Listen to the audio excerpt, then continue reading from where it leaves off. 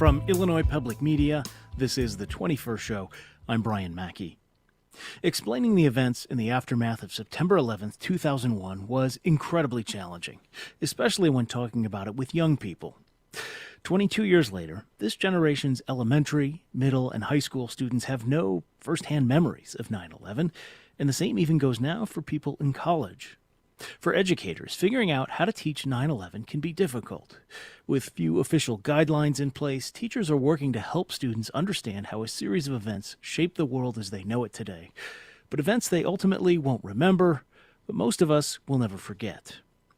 Well, a school in central Illinois has worked to bridge that gap by having students interview local people with firsthand memories of 9/11. One worked in the White House, some were in the military, and others were Muslims trying to live their lives in a country that had suddenly grown suspicious of anyone who even looked like they might be from the Middle East. And they said, we have an incoming aircraft, ETA 90 seconds. So then I'm thinking about family, and I'm thinking, well, I guess this is how it ends. Everyone got put on alert. They pulled all of us out in formation in the pitch black and basically told us that the United States was under attack. And it was most definitely a game-changing moment for anyone in the military at that time. My sister in high school, when she first entered high school, a teacher told her to take off her headscarf. And before you boarded the aircraft, we were actually taken aside into a separate room, searched. And I'm talking about take your shirts off, take your pants off, full search. Those are just some of the voices the students collected in the last few years. Their work has been gathered into a podcast, 800 Miles from Ground Zero, 9/11's Impact on Central Illinois. It's a production of the University Laboratory High School in Urbana, along with our home station, Illinois Public Media. Joining us to talk about this is Melissa Shepline, executive teacher in social studies at the University Laboratory High School in Urbana. Melissa, welcome back to the 21st Show. Thank you for being here. Thanks, Brian. We're also joined by two students who worked with her on this project. Maya Vishwanathan is a senior at Uni High and was an intern on the project, working on the pre-interview stage. Maya, thank you for taking time away from school to be with us today. Thank you. Also here with us is Simra Khan, a sophomore at Uni High. She was an 8th grader when the project started and participated in one of the interviews. Welcome to you as well. Thanks for being here. Thank you. And finally, we're joined by my Illinois Public Media colleague, Kimberly Kranick, who is Director of Community Content and Engagement.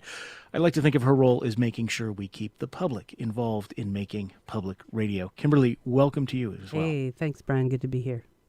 Listeners, if you want to join our conversation today, if you want to share your memories of 9/11 and how you've tried to pass those on to the younger generations who do not remember it themselves, 800-222-9455 is the number to call.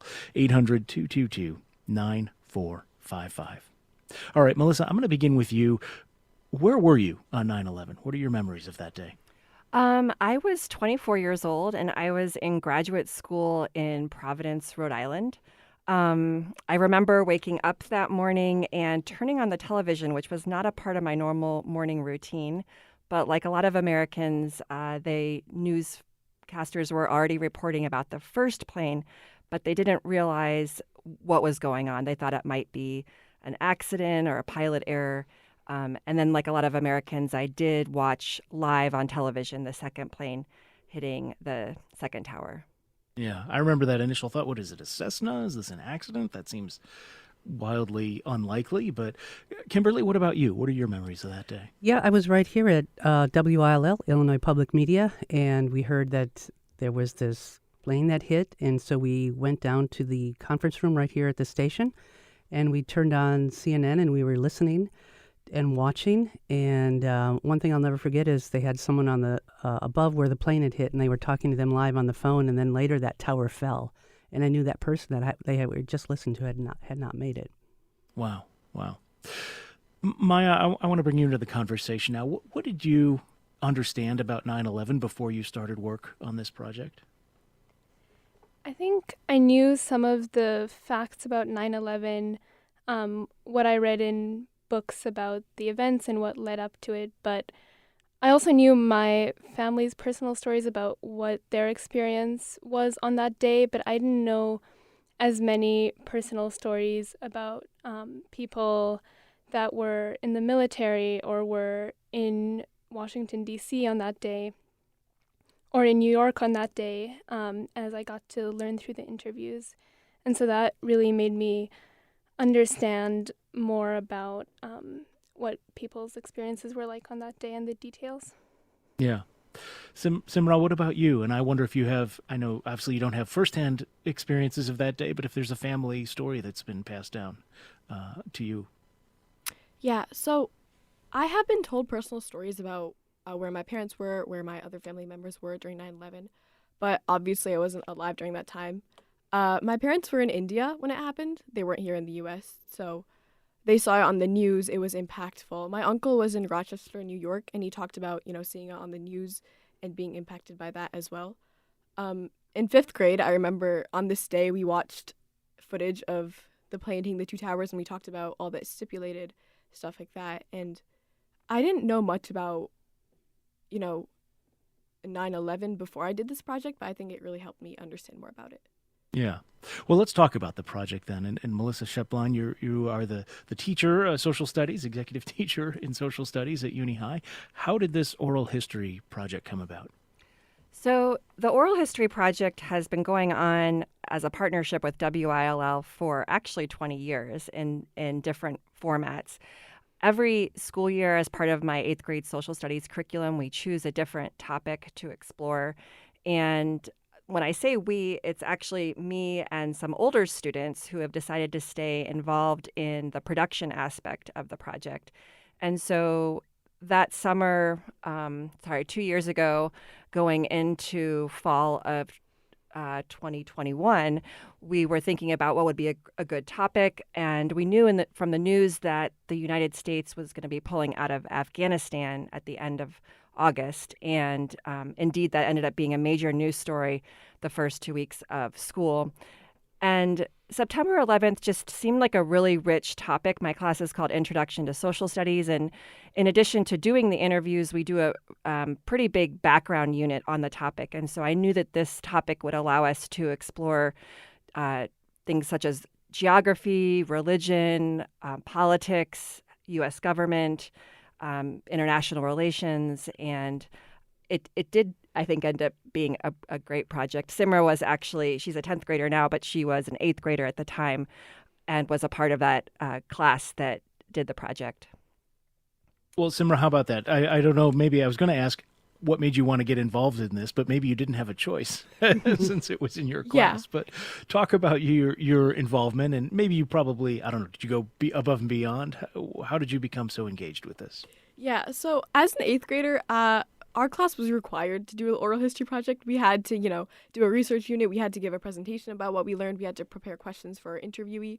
So I was kind of required to do it. And I really, really enjoyed it. I wouldn't say I went above and beyond, but I did do a lot of research. I did, during my role at WILL, I was the person that actually interviewed my interviewee. So I really enjoyed that. And I think what brought me to continuing this was, the level of civic engagement I got and how much I learned, and also, the interpersonal skills I gained. And I just gained a new level of understanding by interviewing people with different perspectives rather than what I would get by just reading the news. Maya, what about you? Talk about how you got involved in this. So when I was in 8th grade, right before we were going to do the project, we went remote because of COVID. So I never got to do the project in 8th grade. But I heard a lot about it, and I was really excited to do it. And so afterwards, when we came back, I got involved as an intern to pre-interview interviewees, and I worked on this project. I was really interested in getting to interview people. I think all the stories that I've heard from people I've pre-interviewed have been really fascinating, and it's a really different experience than just, like Simra said, reading in the news or reading from a book. Yeah. And Yeah. So, okay, let me just take a moment to remind listeners, this is the 21st show. I'm Brian Mackey. We are talking about a new podcast mini-series from the University Lab High School in Urbana and Illinois Public Media. It is called I have the title here. It is called 800 Miles from Ground Zero, 9/11's Impact on Central Illinois. We're talking about this with a teacher who's been involved in the project, 2 students who worked on it, as well as our Director of Community Content Engagement at Illinois Public Media. Let's listen to a clip. We should get a sense of how these interviews actually came together, how they sounded. This one is from Jeff Brown, who is the dean at the Geese College of Business at the University of Illinois, Urbana-Champaign, but he was working at the White House during the events of 9/11. As I walked up to the southwest gate of the White House, the Secret Service agent that was closest to me was having a conversation with the Secret Service guard in the gate that I just exited from. And they said, "We have an incoming aircraft, ETA 90 seconds." And I have to admit, at that point, time slowed down. It was like fight or flight mode. I looked around and I was thinking, I can't get away from here. Like, I would have to wind my way back through that security gate. Like, 90 seconds is not enough time to do anything. So then I'm thinking about family and I'm thinking, well, I guess this is how it ends. But less than 90 seconds later, that turned out to be the flight that hit the Pentagon. I think I was primarily in a massive adrenaline rush for most of the day, just trying to think about, what do I do next? How do I help people? How do I get to safety? But then I think once that adrenaline rush left and I was home, I'm not ashamed to say I kind of fell apart, right? It was a pretty traumatic experience. Melissa, the podcast is divided into 4, or the series is divided into 4 individual episodes. 7:46 CST, the time of the first planes striking the World Trade Center, the sort of immediate reaction. There's another episode on war and protest after 9/11, another one looking at liberty and security, and then the final episode looks at the experiences of Muslim Americans. Whispering Assalamu Alaikum is the title of that. Talk about how you organized the work, the interviews over the years with all these students. Sure. So when we're putting the project together and having students like Maya do pre-interviews to try to find people in the community, one of my goals is to always try to find people that have different perspectives of whatever event we're looking at, so that the students can understand that there are multiple narratives about an event in history and that there's multiple perspectives, and it's a lot more complicated than they may realize. And so we are very intentional about seeking out different people with different perspectives for the project. The actual putting together of the episodes happens in the second year of the project after we've conducted all the interviews. We put together a production team of students, and they listen to the interviews and they read the transcripts and identify what they think are really important stories or key moments from the interviews. And we look for themes. And so from that, we decided to come up with the 4 podcasts that we ended up with in the end. So then we launch into a script writing stage where we have to also write some narration to provide some context to the interviews. And that's really when we work closely with Kimberly because she provides a lot of mentorship to the students during that process. We've created audio drafts before so we can listen to how it sounds before we do the final cut and final editing to put the podcast together. Kimberly, talk about that. You're used to working with, I will say, a team of great professionals at Illinois Public Media. How do you then turn around and take that experience and work with people who are new to our medium? Yeah. So first of all, it's awesome. I'm so grateful for this partnership. And as Melissa said, so they really do a good job of researching this and deciding what they want to talk about. And I actually work with a very small number of students, those who become the ones who really work, maybe 3 or 4 work with me to turn the oral histories into that script, into something that we can showcase to the community. Because the great thing about this project is it features the local voices, right? And I've been here since 98, so I've been around. I can sometimes help with sources. Like, I knew a lot of the folks who did the anti-war protests, afraid of bombing Iraq, bombing Afghanistan. So some of the ways I can guide them to sources. I really do, though, treat them like I would treat most persons I was helping edit into a final form. And so we talk, we discuss. I ask them, what is their goal for this episode? What's your elevator pitch? How do you want the listener to feel afterwards? Oh, what about that? Can you add some natural sound here? Or, this part maybe is a little clunky. How do we take this, 25 minutes and maybe get it down to 12 minutes? So I'm working with them all along, and it's a very collaborative process, and I try to keep the control in the hands of the students, and just as I know our audience, try to make sure that they are thinking about our audience while they're being true to the material that they gathered from the folks who became subjects for this project. Interesting. All right, we're going to take a break. When we come back, we will continue this conversation. We're talking with Kimberly Cronick, who is with Illinois Public Media, our Director of Community Content and Engagement, as well as three people from the University Lab High School in Urbana. Melissa Shepline is a social studies executive teacher, and two students. Maya Viswanathan is a senior at Uni High, and Simra Khan is a sophomore at Uni High. They both worked on this podcast mini-series about 9/11. It is called 800 Miles from Ground Zero. We're going to continue our conversation when we return. This is the 21st show. Please stay with us.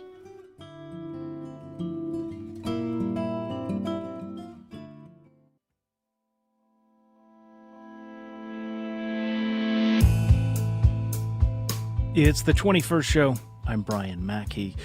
22 years ago today were the attacks of September 11th, 2001. Nearly 3,000 Americans lost their lives, and many more had their lives upended. Members of the military were deployed overseas for many years after that in Iraq and Afghanistan. Afghanistan first, of course, then Iraq. Muslim Americans here back home were subject to all kinds of additional scrutiny, both formally from the government and informally in their communities.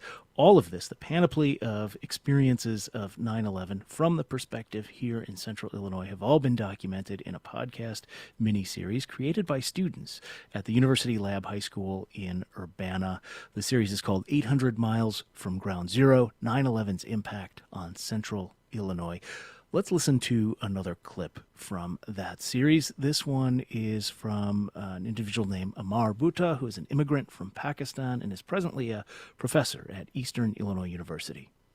If you were from a certain country, which I was not a U.S. citizen at that time, if you were male between the ages of, I think, 18 and 50, you had to go register, get clearance from the federal government to actually board the aircraft, in addition to everything else that was being done. And before you boarded the aircraft, we were actually taken aside into a separate room, searched, and I'm talking about take your shirts off, take your pants off, full search, empty your pockets, empty your wallets, then allowed to sit in. We're not allowed to select a seat in the aircraft, or one will be allocated to you.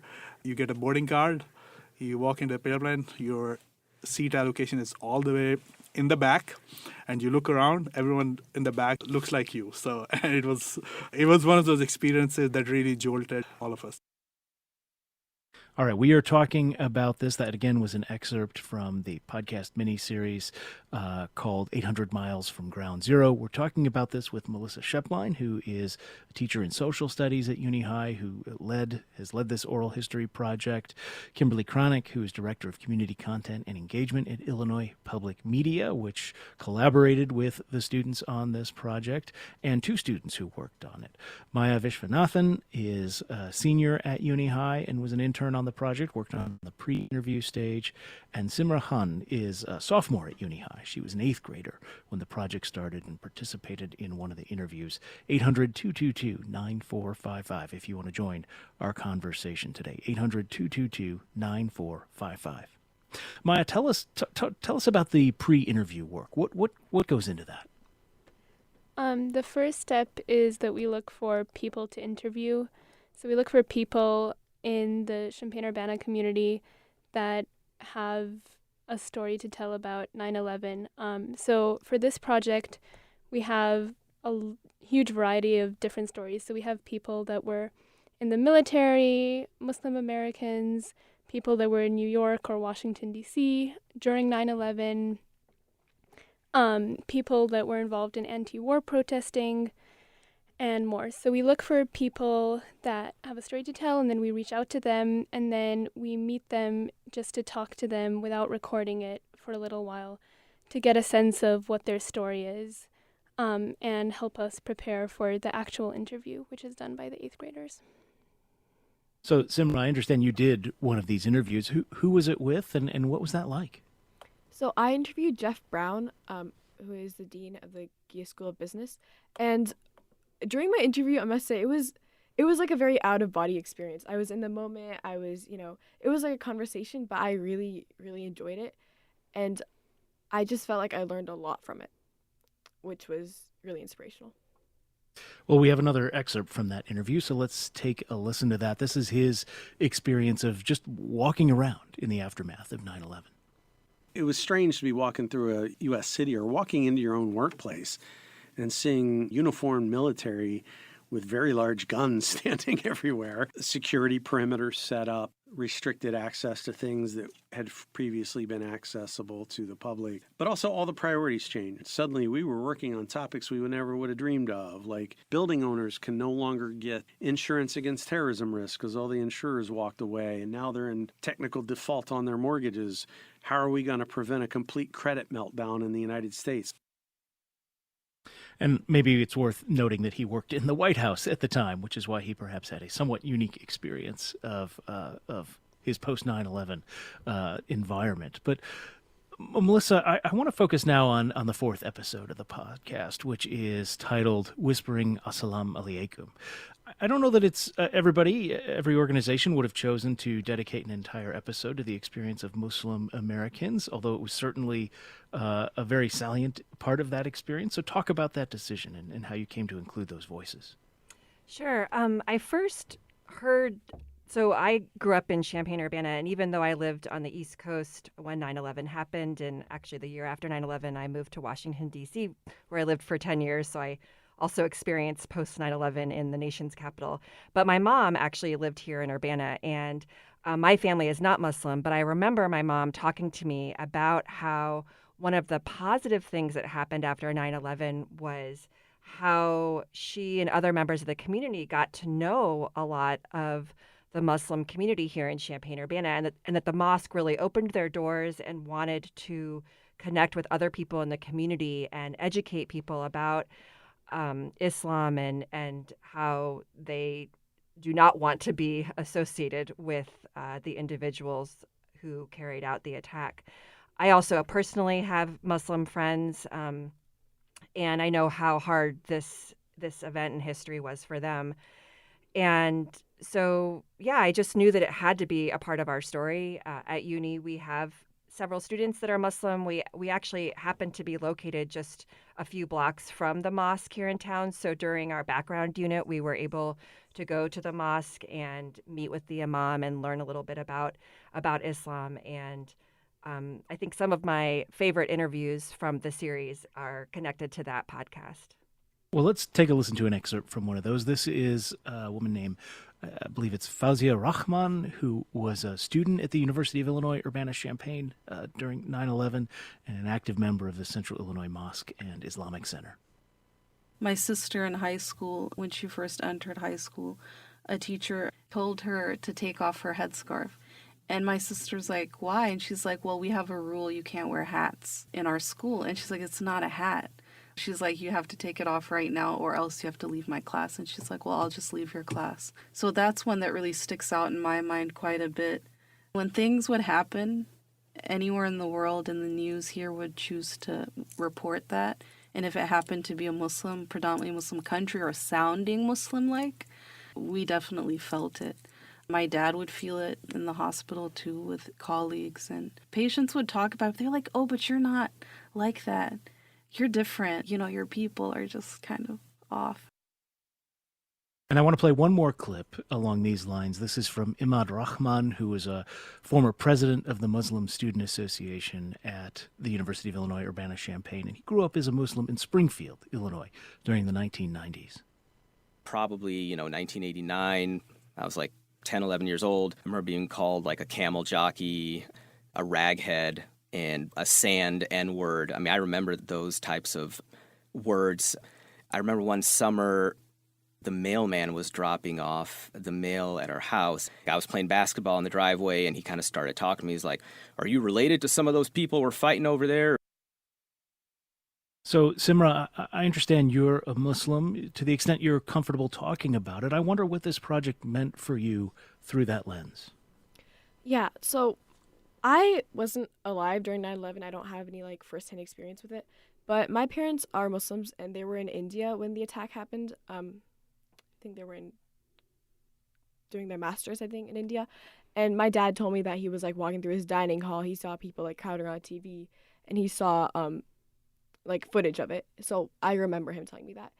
And I think as a child, I did like learn about 9/11, but I never really learned about like the organization, the people behind it.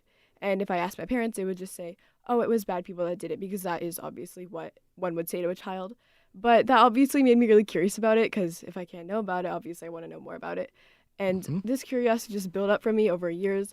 And once I was given the opportunity to like research 9/11, I chose to research Osama bin Laden and Al-Qaeda. And my curiosity was satisfied. I learned a lot about it. I learned about it through different lenses. And while I was going through like the interviews of some people that talked about it, like Muslim people like Fawzi Rahman and Imad Rahman, I learned about how the mosque responded to these attacks. I learned about how Islamophobia really, was caused by this. And I felt really bad, but I'm glad I was given the opportunity to learn about it. Yeah. No, it's important to tell those stories, definitely. You know, Maya, I have a question. You and Simra both lived through the COVID-19 pandemic. And I'm not sure how much you were experiencing this in your lives, but the public response here in America to that was very divided, right? People would get really angry with each other over things like whether to wear masks or whether schools should be open or closed. And Maya, I'm wondering how you compare what you've seen in the last few years about the pandemic to what you learned about how your community, Champaign-Urbana, reacted to September 11th. I think it's interesting because it's a different experience, I guess. When you're living through something, it doesn't seem like as much of a story in some ways as when you hear stories about the past. I think it's a tough question. Go ahead. I'm sorry. Or maybe, Melissa, maybe I can bring you into this and talk about, from a teaching standpoint, right? Now you have these students who've lived through this very traumatic experience for our country. And I wonder how you relate, what they're going through to what we went through 20 years ago, 22 years ago. Interesting. It's interesting hearing, actually, Maya reflect a bit on it. And I think that I do think the distance is, I think both the personal experience is really powerful, but then also the distance and the opportunity to reflect on your experience. I've thought about, and I know some people have done this out there in the world, about an oral history project about COVID-19, but for now I've decided to maybe put that off for a little bit longer just to get a little bit more distance from the experience. But I do think, in my own lifetime, I think, 9/11 and in COVID-19 are two very impactful events. And I think that certainly while these students didn't live through 9/11, I think that they have lived through an experience that has dramatically changed their lives. And that I think can at least help them recognize that there can be a moment that happens that affects everybody universally, but it does affect everybody in different ways.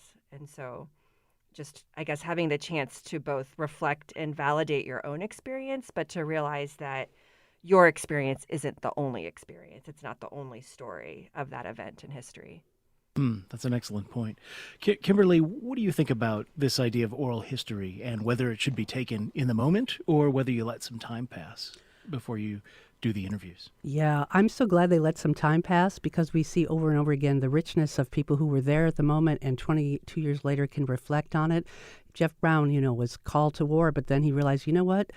Colin Powell was wrong. There were no weapons of mass destruction in Iraq, and folks here who were demonstrating to prevent that war, had it right at that time, but not everyone sees everything from the same lens. And so having that reflection, having people be able to tell it to younger people, younger generations, as well as those who lived through it, I think is such an important part of the story of what we can do in public media is take that longer view. And so I'm really glad this younger generation of students, with the help of Melissa and teachers before her, are able to give both the students that experience and our audiences that experience.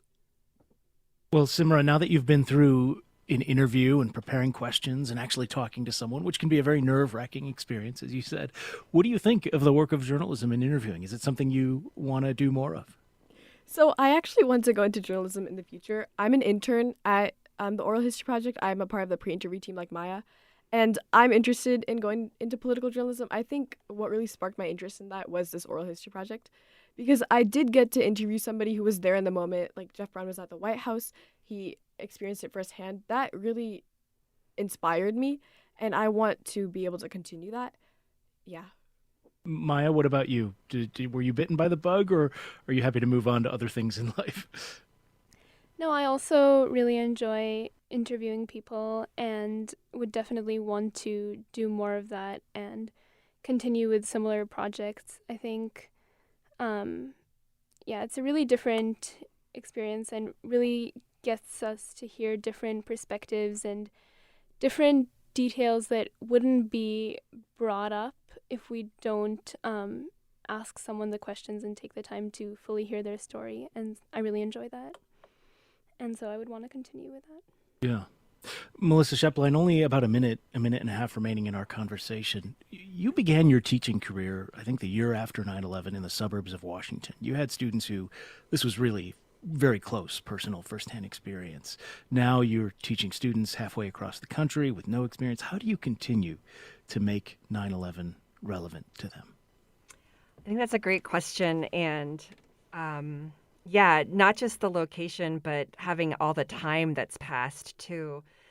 I think that I don't, so on a regular school year, I don't do a lot with 9/11, except we happen to be teaching about the concept of worldview right now in our class. And so I do use it as a case study about worldview. And I did ask the students, my 8th graders right now, how many of you have learned about it before? And some of them have learned about it in class, or they've mostly heard about it through their parents. I have my own 8-year-old son who I was telling about the project. And yeah, it is interesting. You do have to kind of slow down and think about how you present the story differently to people that have no experience with the topic compared to somebody that lived through it. So it's a challenge, but it's a compelling story as well. It is a compelling story, and it's a compelling podcast. It's called 800 Miles from Ground Zero, 9/11's Impact on Central Illinois, a co-production of the University Lab High School and, or at least a collaboration with Illinois Public Media, our home station. We've been talking about that with Melissa Shepline, a teacher on the project, Kimberly Cronick, who's Director of Community Content Engagement at IPM, and 2 students who've worked on this, Maya Vishwanathan and Simra Khan, both students at the University High School. Thank you all so much for being with us on 9/11 to talk about this work. Thank you. Thanks, Brian. Thank you. More to come after a short break. Stay with us.